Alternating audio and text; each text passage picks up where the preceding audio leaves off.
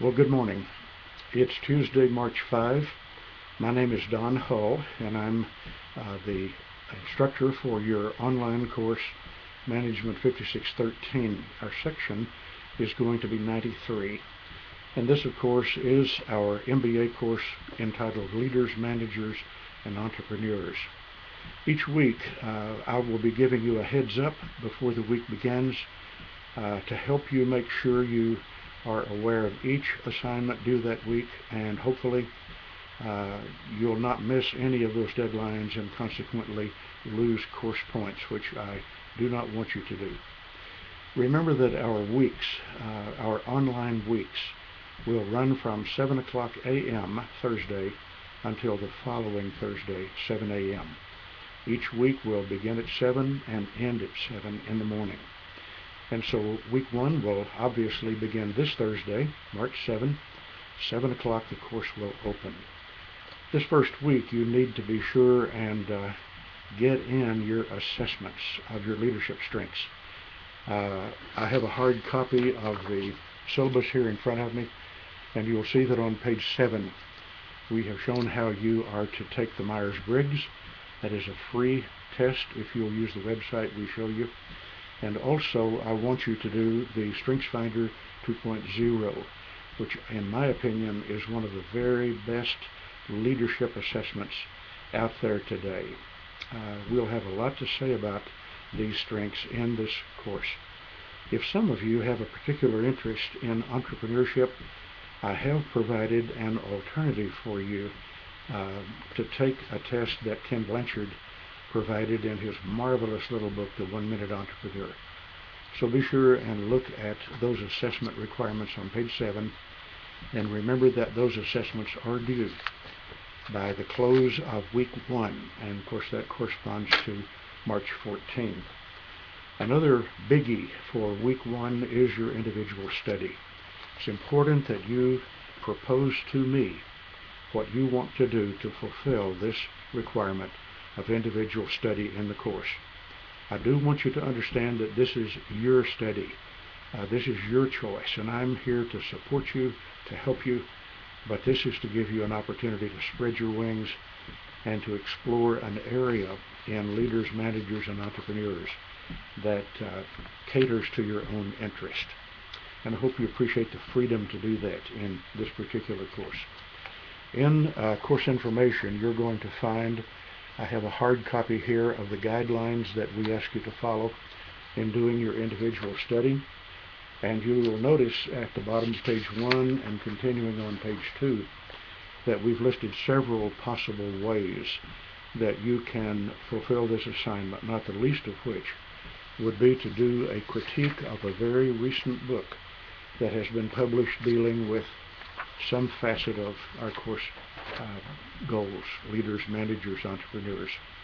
You can also attend a significant event where presumably a leader with something substantive to say will speak, and you can critique what you hear, write a paper about that, and fulfill the assignment. You can also do a research paper if you want to look at a particular problem or issue of leadership or management in today's current climate. This would be a marvelous place for you to explore that topic.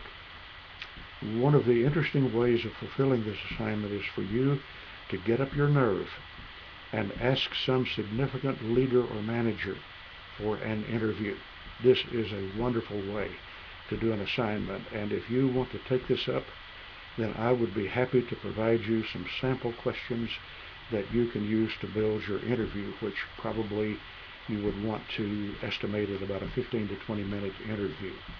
I've had some tremendous papers turned in by students in the last year or two who have interviewed CEOs, CFOs, COOs, CTOs of different organizations and come away with some profound understandings.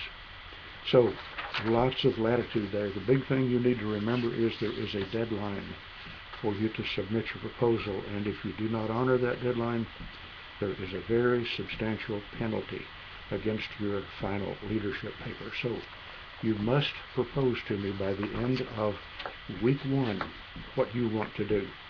Your deadline is March 14, 7 o'clock. And what I will do is read your proposal, go way out of my way to approve it if at all possible, if it's consistent with what we're trying to do in the course. The one thing I will watch for is to make sure that you're not attempting to do something that is too large, too far in scope that you can accomplish in 5 weeks. You don't have a year to work on this paper. And some of you will pick a topic that is so broad that you may not live long enough to finish the paper. I've tried to do 2 or 3 of those in my educational career, and happily there has been a merciful professor who has said, don't you want to scale this down just a little bit? So I'll be keeping a watchful eye to make sure the scope of what you want to do is reasonable for about 4 or 5 weeks of useful time. Well, that's it for week 1, other than to mention that you do have a journal assignment during week 1. This may be a new thing to some of you. Be sure and read the guidelines for journaling. That's on course information, and its title is Creating a Journal. I want you to read those guidelines about creating a journal before you attempt this assignment. I've got a great article for you to journal entitled What Great Managers Do. You're going to love this one. But be sure and get up to speed on what journaling means, and particularly understand the 3-point outline that we want you to follow as you do your journal. Well, that's it. Have a great week 1. Dig in, and remember that our online courses start fast, go fast, and end fast.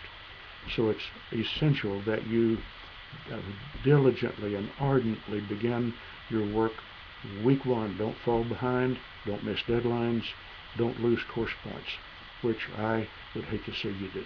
Have a good week 1. Thank you.